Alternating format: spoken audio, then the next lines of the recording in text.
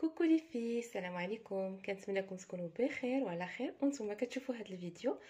اليوم ان شاء الله غادي نحضروا كيك بالكريم كراميل اللي كيجي لذيذ زوين بزاف وكيجي راقي حتى في التقديم ديالو وبطريقه مبسطه. وكذلك الا كنتي اول مره غادي تجربيه تيقيني غادي ينجح لك من اول مره، لان لا تبعتي معايا الخطوات ديالو غادي يصدق من اول تجربه. دونك كيف كنعرفوا غادي يكون فيه طبقات. انا غنستعمل هذا المول يعني طولي على شكل طولي اختاريته، نتوما الا بغيتو تستعملوه على شكل دائري او على اي شكل بغيتو. المهم انه يكون غارق في يعني يكون غارق المول لان غيكون عندنا الطبقات. صافي اول طبقه غادي نبداو بها واللي هي الكراميل. الكراميل غنحتاجو ليه كاس لاروب ديال السنيده، غادي نوضعوه في شي كاسرونه ولا شي وعاء ديال اللي ما كيلصقش، ضروري يكون ما كيلصقش لينا. غادي نوضعو فيه هاد كاس لاروب ديال السنيده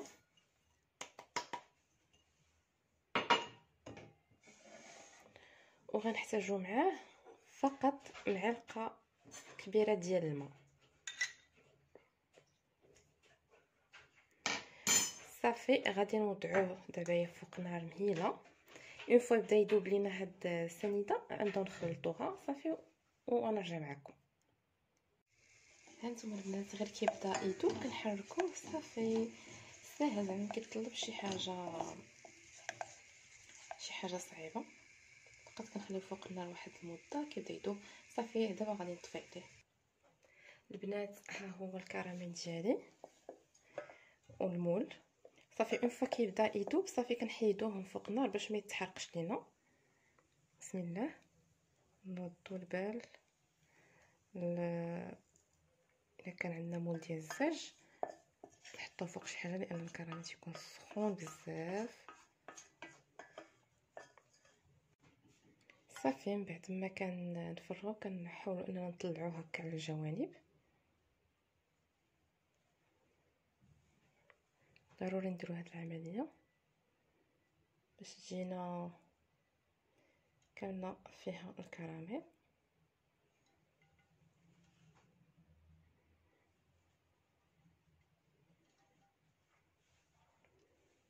صافي ها هو يعني المرحله الاولى ساليناها. دابا غندوزو للطبقه الثانيه وهانتوما معايا. قبل ما ننسى البنات، هاد يعني فاش اون فوا كنطفيو عليه كنكبوه نيشان في المول ديالنا وكنوزعوه بالزربه لانه كيجمد. كيف كتشوفوا ها هو دابا صافي جمد. هذا هو يعني الشكل اللي خدا. كذلك بالنسبه للناس اللي ما كينجحش ليهم يعني الكراميل، ممكن انك تاخدي فقط شي مقلاة اللي عندك ما كتلصقش، ضروري تكون ما كتلصقش نهائيا، وتوضعي فيها كميه السكر بلا ما ديري كاع الماء وتخليها فوق نار مهيله. صافي هكذا كيبدا يذوب داك السكر، كتحركي شويه صافي وكتوجد بسهوله كيوجد داك الكراميل.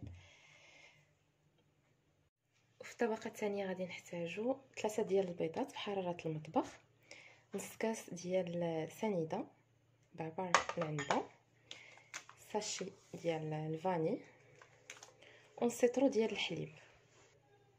دونك السيترو ديال الحليب ما يعادل 500 مليلتر حليب بحراره المطبخ. دونك هنايا اما غادي نستعملو يعني الضراب اليدوي، ولكن بالنسبه انا كنقدم ديما يعني اقتراحات ساهلين باش اي مبتدئه يعني تستعمل ويجي هذيك الشيء سهل. غنديروه في الخلاط الكهربائي. غادي ناخذ هاد 3 البيضات فيهم قبصه ديال الملح، غنوضعهم هنايا في الخلاط. غادي نوضع عليهم هاد نص كاس ديال السنيده، بعبار كاس العنبه، وهاد الساشي ديال الفاني.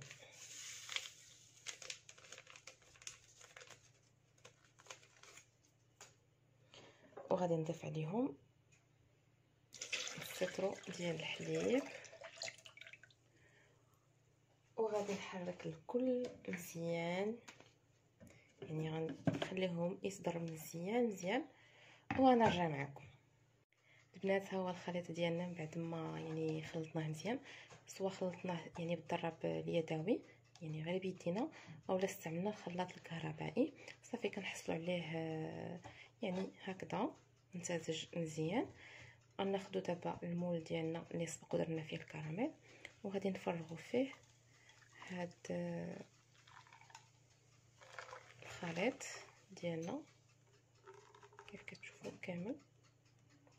صافي بالنسبه لاستعمال الخلاط الكهربائي ويعني يعني مع البيض غيعطيو شويه ديال ديك الكشكوشه، ممكن انه يحيدها بالمعلقه. صافي في هذه الاثناء البنات راه ديجا الفران عندي الفران ديجا كيسخن على درجه حراره 180 درجه، فغادي يستغرق ليا مده الطهي ديالو ما بين نص ساعه يعني 30 دقيقه حتى ل 45 دقيقه يعني ساعه الا ربع، ونرجع معكم. البنات بالنسبه للطريقه ديال الطهي ديالو غادي ناخذ يعني فين غادي نحطوا الاناء ديالنا وغادي نديروا فيه من الاحسن الماء يكون طايب كيف كتشوفوا باش يسهل لينا عمليه الطهي. وغادي ناخذوا المول ديالنا وغادي نوضعوه هنايا الوسط. ضروري نديروا هذه العمليه البنات.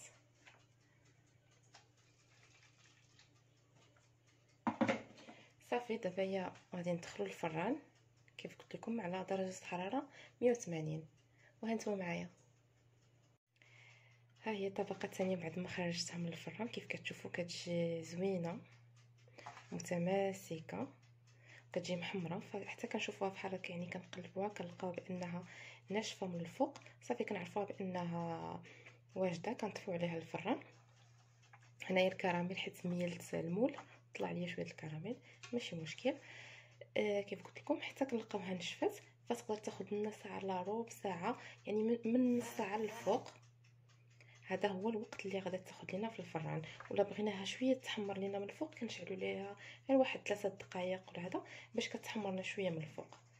صافي وغادي نوجدوا دابا الطبقه الثالثه.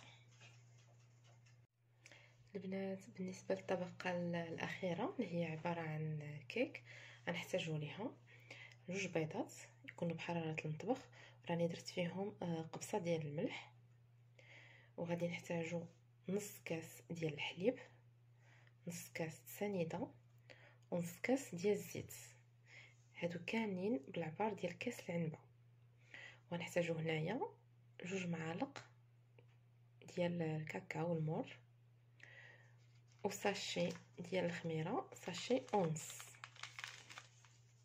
تقريبا 10 غرام، وكاس عامر ديال الطحين. بالنسبه لطريقه التحضير غادي ناخذ بول غادي نديرو فيه البيض اللي عندنا،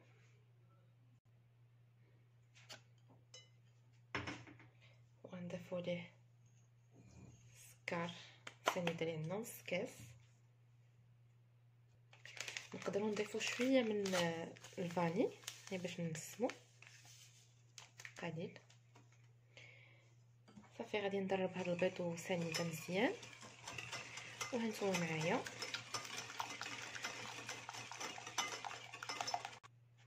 صافي من بعد ما خلطت السنيده والبيض غادي نضيف لهم نص كاس ديال الزيت وغادي نخلط لكم مزيان. فنحاول نخلطو مزيان هاد الطبقه كذلك. واللي يعني ما بغاش يدير عاوتاني الخلاط الكهربائي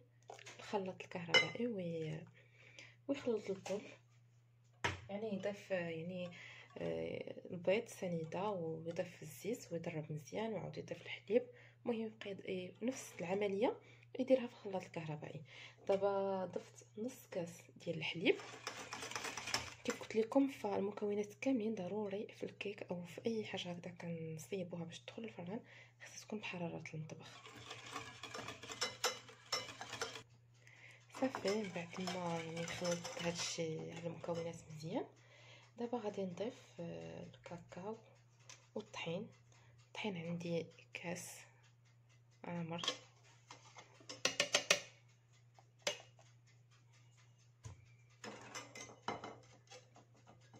غنضيف عليه 2 معالق كبار ديال الكاكاو. فكيف كنعرفوا كيخصنا ضروري نغربلو هاد المكونات مزيان.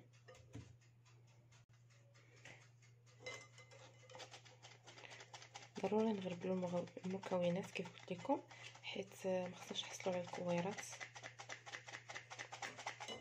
غادي نضيف الخماره، كيف قلت لكم غنضيفوا خماره ونص، يعني تقريبا 10 غرام.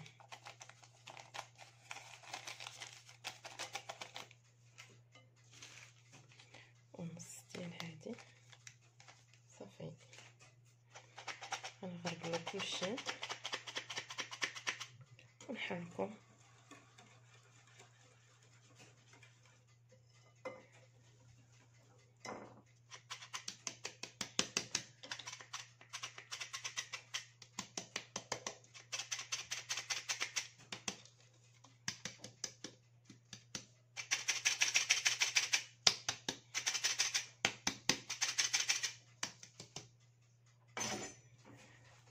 صافي نخلطو الكل، ندمجو مزيان هاد الطحين يدخل في البيض وعناصر كاملين. صافي كيك عادي.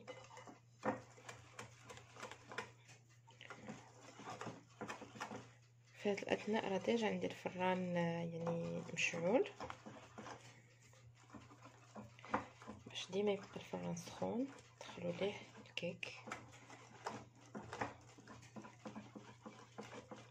المهم هانتوما معايا نخلط مزيان الكيك ديالي ونرجع معكم. صافي هو الخليط ديال الكيك ديالي واجد. بعد ما خلطته غادي ناخدو على جنب، وغادي نجيب كريم كراميل ديالي وغادي نضيف ليه هاد الطبقه الثالثه.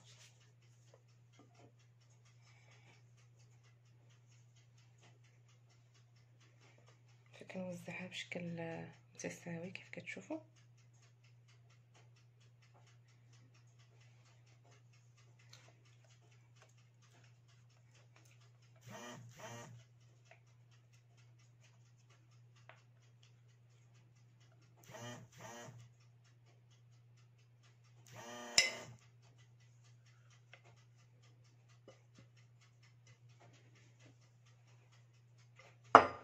صافي هاي الطبقه الثالثه واجده. دابا غادي نضيف ندير نفس الطريقه، غادي نضيف الماء سخون باش يسهل عليا الطبخ، يعني الطهي يكون بسرعه. صافي ونيت يحافظ لي على هاد الطبقه يعني ديال الكريم كراميل باش انها ما تحرقش، يحافظ لي عليها باش ما تحرقش وما ندوزش لها يعني النار بزاف وتحرق ليا. كيحاول داك الماء كيحاول انه تخليها طيب داك البخار. وهانتوما معايا. صافي البنات كيف قلت لكم غادي نضيف شويه ديال الماء، غنزيد مازال لان ديجا شرب ليا واحد شويه. دونك صافي غادي ندخل الفران يعني درجه حراره 180. وراكم عارفين دابا خصها الكيكه اللي طيب يعني واحد 25 دقيقه، نص ساعه ديال الكيك باش يطيب. صافي غنقلبوه بانه طاب وغنخرجوه من الفران. وهانتوما معايا بغيت غير نوريكم الكيك كيفاش كيجي. ها هو باقي يعني ما دخلتوش للفران، ولكن شوفوا الطبقات كيف كيجيو يعني منفصلين على بعضياتهم. ملي كنطيبوا كل طبقه بوحدها كتجي طريقه ناجحه وزوينه بزاف. غادي تجربوها وغادي تعجبكم. لي ها هي الكيك ديالنا بعد ما خرجناها من الفران باقا سخونه. ها هي كيفاش كتجي متماسكه. هاد الطبقات كيجيو متماسكين، كيجيو كل وحده يعني معزوله على الاخرى. شفتوا كيفاش كيجيو طبقات باينين، كل طبقه شاده بلاصتها، كتجي متماسكه وزوينه. وكذلك ها هي الكيك ديالنا نشفت كيف قلت لكم. صافي احتاجت لي انايا في الفران يعني خدات لي تقريبا نصف ساعه حتى 35 دقيقه. صافي وخرجتها. دابا نخليها يعني تبرد على درجه حراره المطبخ، تبرد على خاطرها. ومن بعد غندير لها سلفان، غادي نغطيها وغادي ندخلها للثلاجه ليله كامله. انا دابا صاوبتها بالليل وغادي نخليها تبات في الثلاجه. يعني اللي بغى يستعملها هكذا في العشيه للكوتي وهذا فيصوبها من الاحسن في الصباح ويخليها تبرد على خاطرها في الثلاجه. هاد الكريم كراميل كيف كتعرفوا خاصو ضروري انه يبرد، يعني نخليو له الوقت انها تبرد. الطبقه خاصها تبرد مزيان، وكذلك ملي غادي نجيو نقلبوا المول ديالنا غادي يكونوا الطبقات متماسكين. فهانتوما معايا نتلاقاو في الشكل النهائي. كوكو لي في، ها هو الشكل النهائي ديال الكيك الكريم كراميل. كيجي رائع بهاد الطبقات، كتجي لذيذه وزوينه. كنتمنى انكم تجربوها. فخليتها انا ليله كامله كيف قلت لكم في الثلاجه، بردات مزيان. ومني جيت يعني عاونتها شويه بالسكين باش نخرجها، يعني قلبتها في التبصيل. كتجي بحال هكذا، كتجي الطبقه ديال الكيك هي التحتانيه، وكيجيو هكا الطبقات زوينه بزاف. وكذلك هاد الكراميل كيكون صافي برد وساح، كيجي على هاد الشكل. كتجي رائعه البنات. كنتمنى انكم تجربوها مع المقادير اللي عطيتكم، راهم مضبوطين، وراه متاكده انكم الا جربتوها من اول مره بهاد المقادير وهاد الطريقه غادا تنجح معكم 100%. نتمنى انكم يكون عجبكم الفيديو. ما تنساوش وما تبخلوش عليا بلي لايك ولا كومونتير، وتبارطاجيو الفيديو مع العائله والاصدقاء.